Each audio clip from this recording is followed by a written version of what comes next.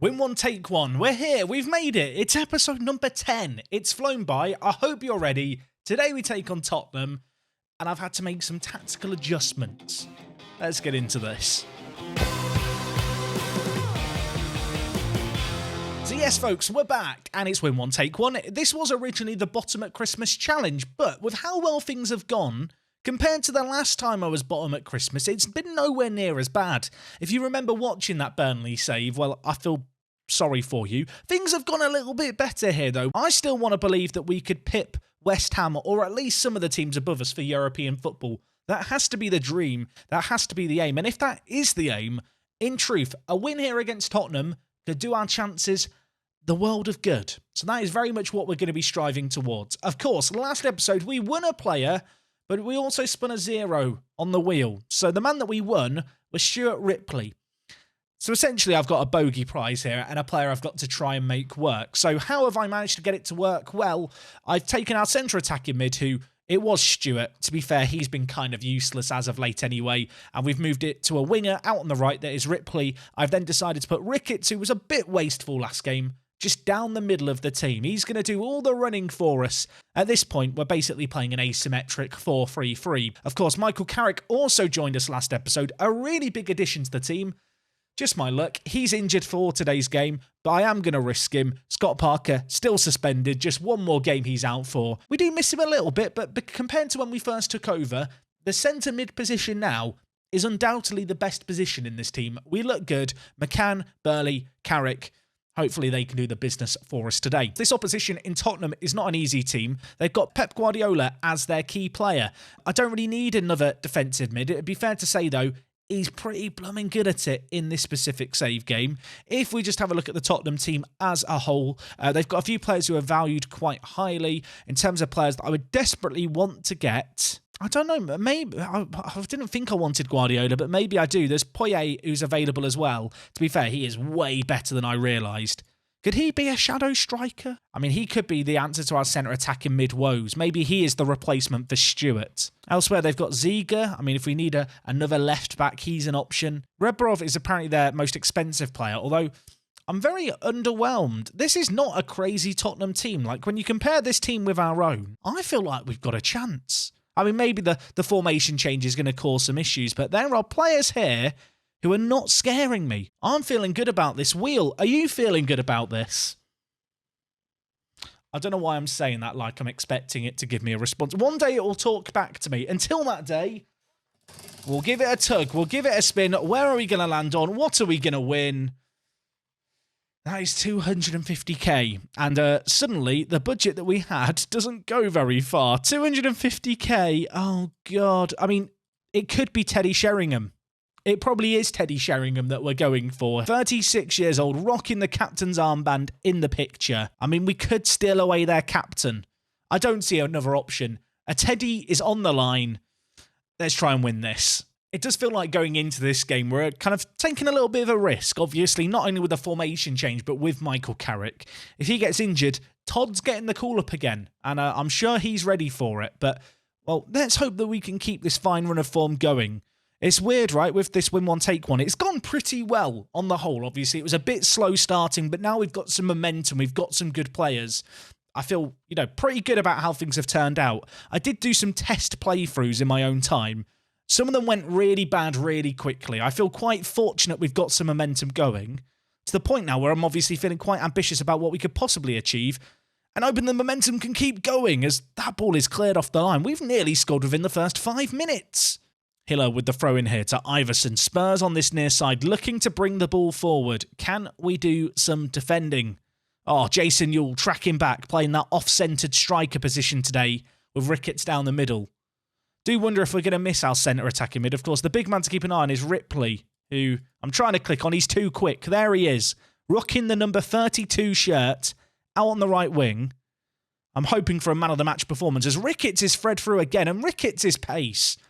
I mean, he had 11 shots in the second match of the last episode. That's his first today. He needs to finish them. He's not going to get 11 shots in every match. I need some clinicalness. Is clinicalness a word? It doesn't sound right, does it?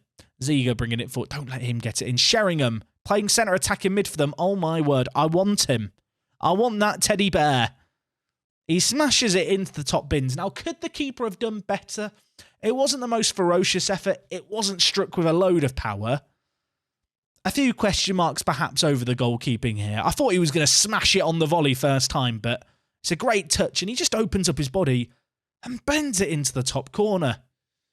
I don't think Roberts can be blamed there. He's done his best. As we approach the half-an-hour mark here, there's been not a lot of shots. There's not a lot happening here at the moment. I'll be back when something happens. So, something happened. The ref blew his whistle for half-time. That's what's happened there. Yeah, it's not been a classic so far. We've not had a whole host of opportunities. We've had good chances. That block shot for us right at the beginning was the best chance of the half. But at the break, that Sheringham strike is the difference. I do feel like this I don't like... Ripley's not done anything yet. What can he do here? Spotlight on him. It's a great pass to Burley, to be fair. More of that, please. I mean, is this a kickoff highlight? Could it happen? Could we have a response immediately here? Also, Carrick on an injury does scare me. McCann, though, the Mazzala, attacking into the space. Back to Powell. There's players queuing up in the middle. They've got to get onside. Ripley's back post. Yule's there as well, and it's Jason Yule.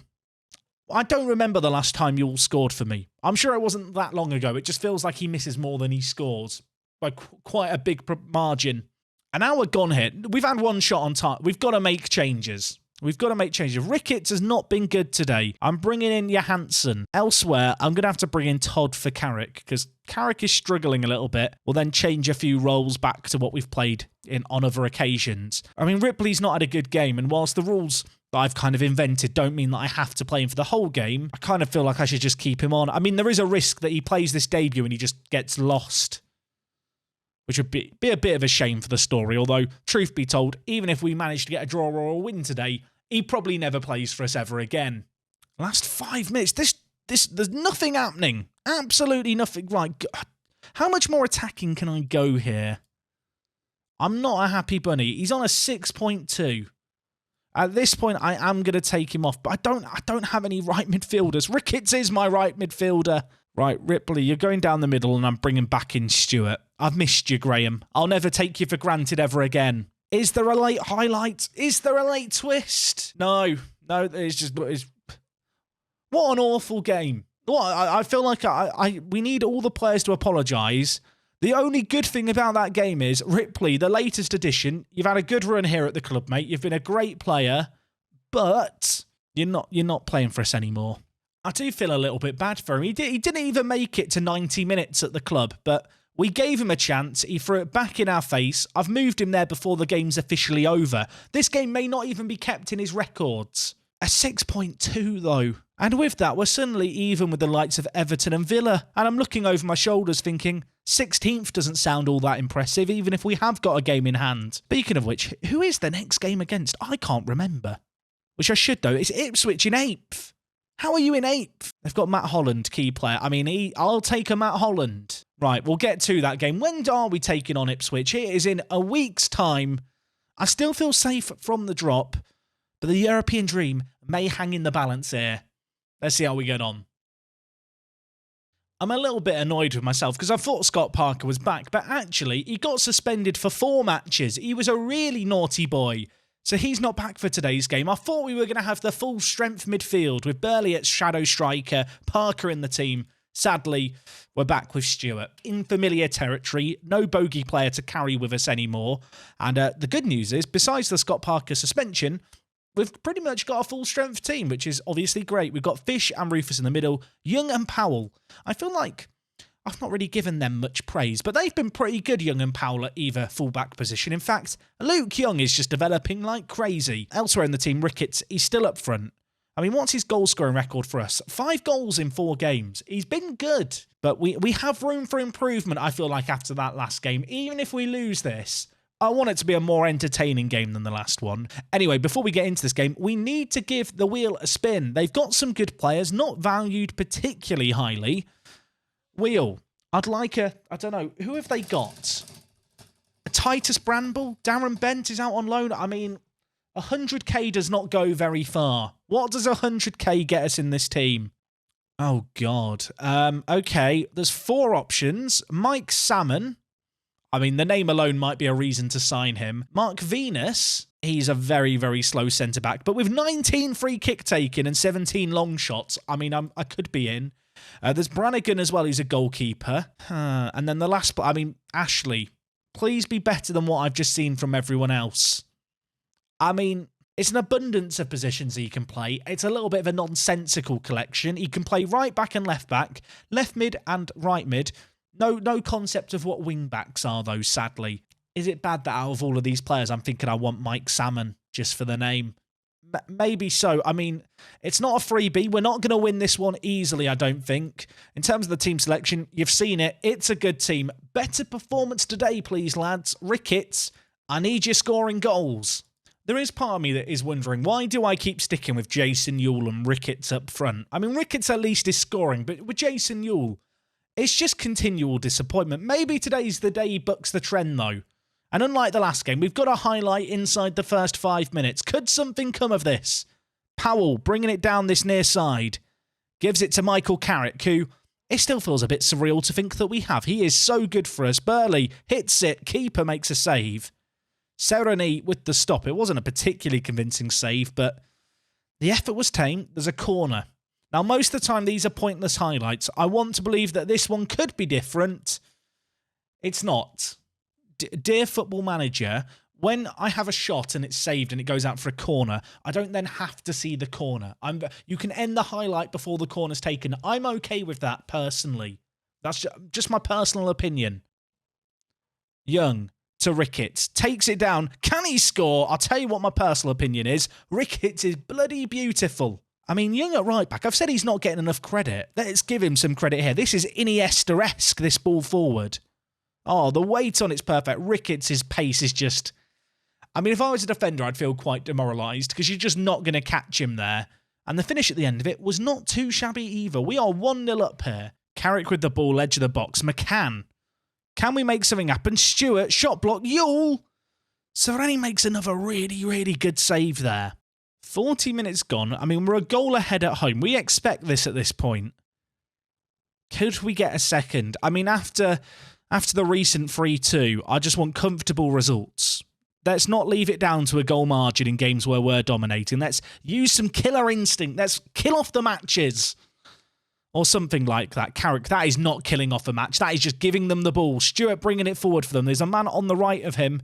Will he go to them? No, he goes alone and he gives it to, well, a guy who scored. And I'm not going to... How do you say an N with a squiggle on it? That doesn't exist in the English language. Canargo? We'll go with it. He's offside, though. You cannot go that early. Oh, you will be offside when you run like that. That was awful.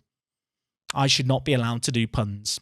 Okay, at the break here, it's going to be 1-0. We've been pretty good in that half. I'm relatively content.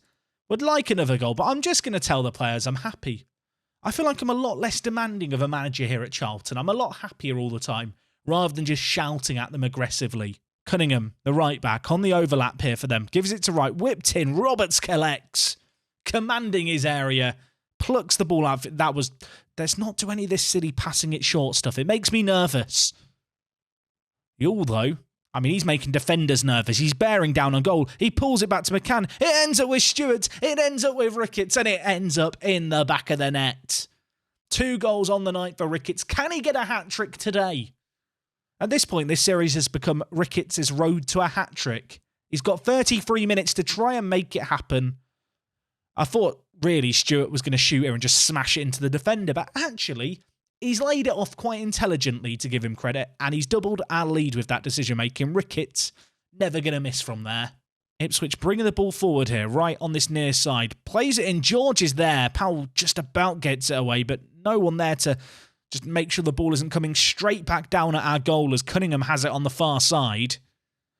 With Magilton now. Is that Jim Magilton? I think I know that man. There's not many players in this kind of Ipswich team I recognise, given the fact I was about 7 years old when this Ipswich team existed. But Jim Magilton I know, and Ricketts I know. Is there just a curse that he can't get a hat-trick? Right, Carrick has not had the best of games. I'm bringing in Paramati. I mean, Ewell's not even had a chance to miss in this game. So Johansson, you're the man coming on, the number 26. The flying Finn, 20 minutes for him to stretch his legs. Hopefully stretch our lead out a little bit as well, because, I mean, we are capable of bottling this still.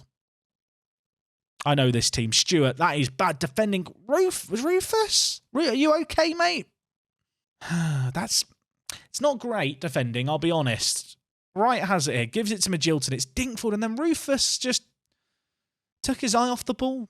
It's in the bottom corner. It's 2-1. There's 20 minutes left, and you know how I said I haven't been aggressive recently? I'm getting shouty. And it might not lead to anything, because they've got the ball again. Canargo whipped in goalwards. George is there. Stewart's there.